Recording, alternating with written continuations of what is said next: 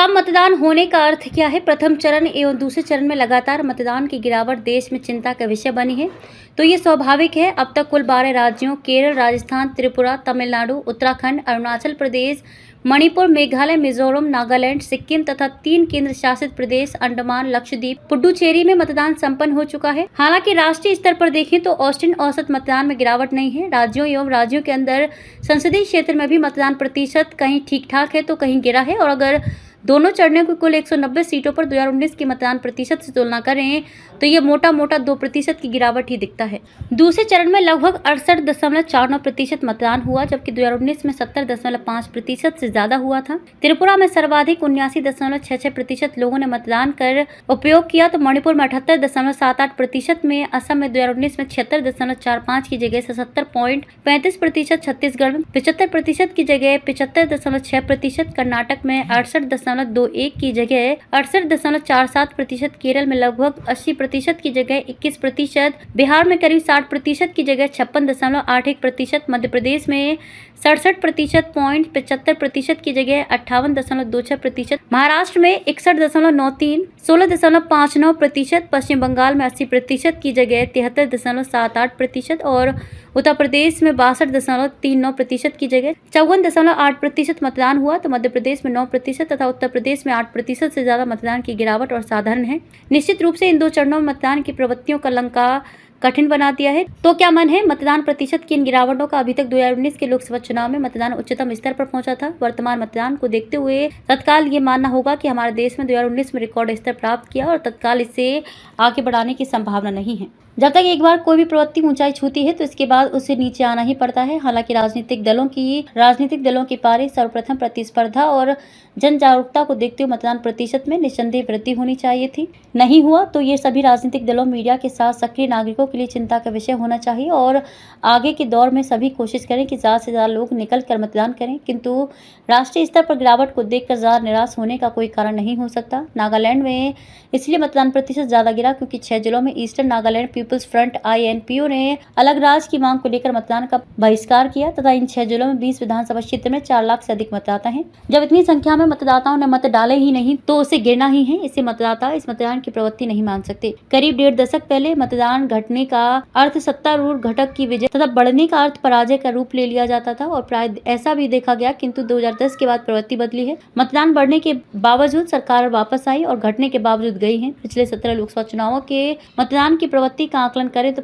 5 बार मतदान घटा है और 4 बार सरकार बदल गई। 7 बार मतदान पड़ा तो उसमें 4 बार सरकार बदल गई। इसके आधार पर कोई भी एक निष्कर्ष नहीं निकाला जा सकता। दूसरे हर जगह मतदान प्रतिशत ज्यादा गिरा भी नहीं है। तीसरे बंगाल में साफ दिखाई दे रहा है कि दोनों पक्षों के मतदाताओं में एक दूसरे को हराने की और जीतने की प्रतिस्पर्धा है। संदेश खाली से लेकर अन्य मामलों के कारण वहां हिंदुओं के बड़े समूह के अंदर ममता बनर्जी को लेकर आक्रोश है। सबसे ज्यादा उत्तर प्रदेश की है, जो क्षेत्र के हिसाब से देखा जाए कुछ जगह में बहुत ज्यादा गिरावट नहीं है किंतु ज्यादा कमी आई है। पश्चिमी उत्तर प्रदेश के एक इलाके में मतदान प्रतिशत घटा सामान्य स्थिति से परिचायक नहीं है। इस क्षेत्र की जाति है और सांप्रदायिक ध्रुवीकरण का विशेषण प्राप्त है, तो ये अलंकरण करना कठिन है कि जहां मतदान प्रतिशत गिरा है वहां कितने मतदाता नहीं आए। पिछले चुनाव में भाजपा के लिए यह चुनौतीपूर्ण क्षेत्र था। अब बसपा सपा ने उसे चुनौती दी थी। अगर बीजेपी विरोधी उसे हराना चाहते थे तो उन्हें भारी संख्या में निकलना चाहिए। कहा भी जा रहा है कि सपा के कर मतदाता यानी मुस्लिम और यादवों का बड़ा समूह आक्रामक होकर मतदान कर रहा था। कांग्रेस को भी इसका लाभ मिलेगा, किंतु विरोधी भारी संख्या में निकल गए तो समर्थक भी इनका ध्यान रखेंगे।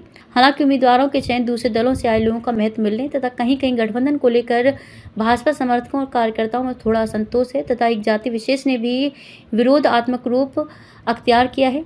बावजूद ये कहना कठिन होगा कि भाजपा समर्थक मतदाता ही ज्यादा संख्या में नहीं निकले। समर्थक कार्यकर्ता थोड़ा असंतुष्ट हो तो इसका असर होता है, किंतु विरोधी तेजी से हराने के लिए निकले और इसके बावजूद ये प्रतिक्रिया ना दें, इस पर विश्वास करना कठिन होता है। इस बात से इनकार करना कठिन है कि मतदाताओं की उदासीनता चुनाव में आरंभ से ही बनी हुई है। हालांकि विपक्ष के प्रचार के विपरीत प्रधानमंत्री नरेंद्र मोदी और उनकी सरकार को लेकर आम जनता के अंदर कहीं व्यापक आक्रोश या भारी विरोध उलझन बिल्कुल नहीं दिखा है। कल्याण कार्यक्रमों के लाभार्थी तथा विकास नीति की प्रशंसा करने वाले हर जगह दिखाई देते हैं। श्री रामलला की प्राण प्रतिष्ठा से समान नागरिक संहिता एवं नागरिक संशोधन कानून आदि के पर विपक्ष के रवैये ने भाजपा के समर्थकों और मतदाताओं की प्रतिक्रिया भी पैदा की है। आम प्रतिक्रिया यही है कि प्रधानमंत्री नरेंद्र मोदी को ही होना चाहिए। अगर लोग वोट डालते समय ये विचार करेंगे प्रधानमंत्री नरेंद्र मोदी को ही बनना है तो वह किसका समर्थन करेंगे? कार्यकर्ताओं, नेताओं और समर्थन कौन? ये एक समूह के असंतोष का कुछ असर हो सकता है। अगर उन्होंने काम नहीं किया या उनमें से कुछ ने मतदान से अपने को अलग रखा है तो परिणाम पर इसके प्रभाव से इनकार नहीं किया जा सकता।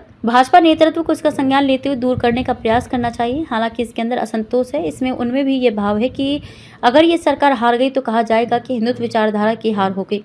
जिस जाति के विरोध की चर्चा हो रही है वहाँ भी लोगों के अंदर भाजपा प्रधानमंत्री नरेंद्र मोदी और उत्तर प्रदेश के मुख्यमंत्री योगी आदित्यनाथ को लेकर सहानुभूति का भाव दिखाते हैं। इसलिए ये मानने में कठिनाई है कि इन्होंने बिल्कुल एक मत आक्रामक होकर भाजपा के विरोध में मतदान किया होगा। ऐसा होने का अर्थ मतदान बढ़ाना होना चाहिए। मतदान कम होने को भाजपा विरोधी संकेत मानना उचित होगा। मतदान प्रतिशत सत्ता पक्ष और विपक्ष पर दोनों को एक दूसरे के विरुद्ध प्रखर वायुमंडल बनाने से ही बढ़ता है।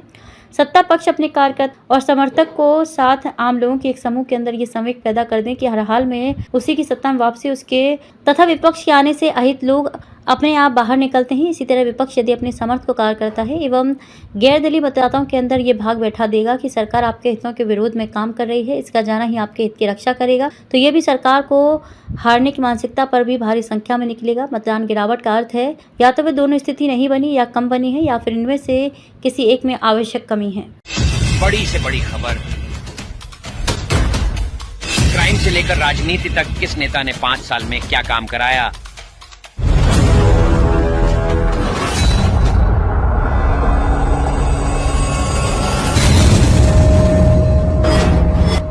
मिलेगी सबसे पहले हर खबर चेंजिंग फ्यूचर न्यूज पर, जो बदलेगा आपका